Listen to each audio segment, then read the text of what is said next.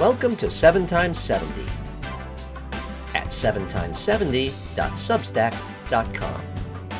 A video view written by Patrick Chisholm. Our embrace of smartphones isn't so smart. It's ironic that social media is the term used to describe the phenomenon of electronic dissemination via certain apps and websites. Because it's sure making people less social. There's a dearth of face-to-face interaction. The result, widespread mental illness. Compared with kids decades ago, kids these days spend 1,000 to 2,000 fewer hours per year in face-to-face interactions, all because of electronics and especially smartphones. That's according to a study by Sapien Labs. Glued to smartphones, kids forfeit important skills learned during in-person encounters, including the art of conversation, self-expression, sensing body language and tone of voice, and other social cues. It's taking a toll, skyrocketing rates of youth mental illness, among other things. The graphs, mental well-being in young adulthood improves with older age of first smartphone, strongly suggest that it's key to hold off on giving children smartphones for as long as possible, not until high school. And thoroughly restrict their use, not only for one's children but also for oneself. We're hardwired for face-to-face social interaction. It always has been a prominent characteristic of the human experience, at least up until now. Jared Diamond, author of The World Until Yesterday, What Can We Learn from Traditional Societies, spent years living with hunter-gatherer tribes in Papua New Guinea. He observed that not only are those people hardly ever alone, they are constantly engaged in conversation. It's a similar situation with pre-modern agricultural societies. It is no surprise that clinical depression among such peoples is rare. Here's what Harvard researchers observe. Social isolation leads to a wide range of detrimental mental and physical outcomes. Strikingly, the inability to engage in fruitful social interactions is one of the most debilitating aspects of mental illness, such as autism, depression, and schizophrenia. Similarly, social isolation in animals leads to abnormal brain activity and behaviors, suggesting that social interaction is a fundamental need in animal and human lives. The researchers write that the chemistry and biology of how social interaction boosts our mental health are largely unknown, prompting them to undertake a study to find out.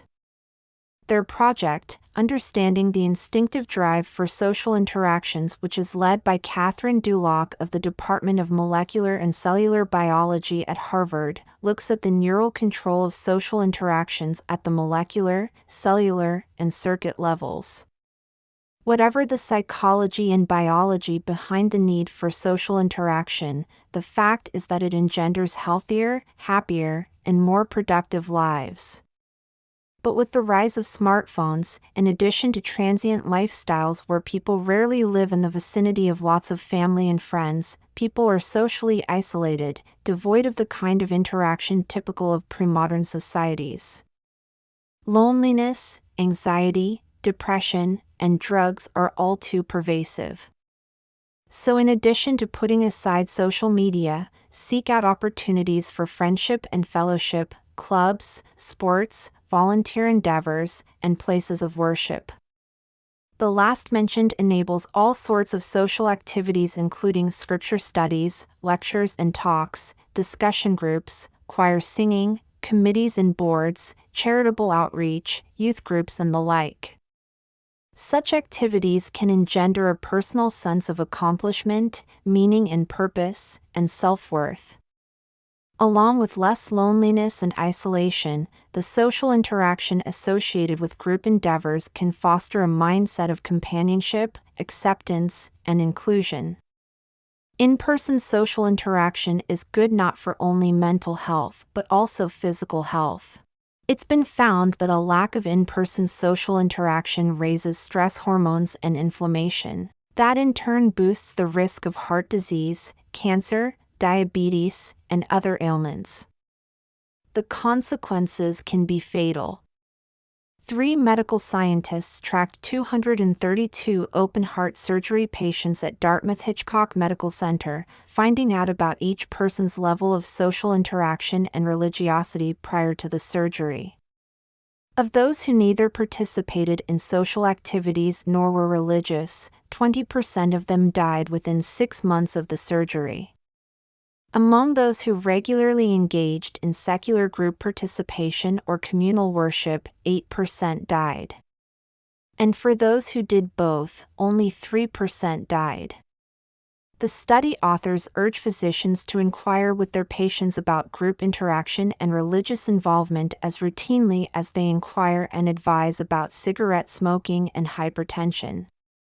While it may be hard to convince patients to get involved religiously or socially, asking about such behaviors and positively reinforcing them are unlikely to do serious harm, may improve quality of life, and in some cases may prove to be one final, useful bit of evidence that patients will use to alter their survival behaviors. It's not just physicians who should urge changes in lifestyle. Parents should be firm with their children in restricting cell phone use while explaining to them why that's so important for their well-being. Get them involved in group activities, too. Everyone should take similar action with regard to their own lives. Otherwise, expect a lot more sickness both in mind and body.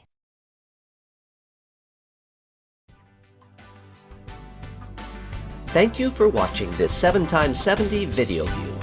For the latest commentary on religion, politics, culture, and more, go to 7x70.substack.com.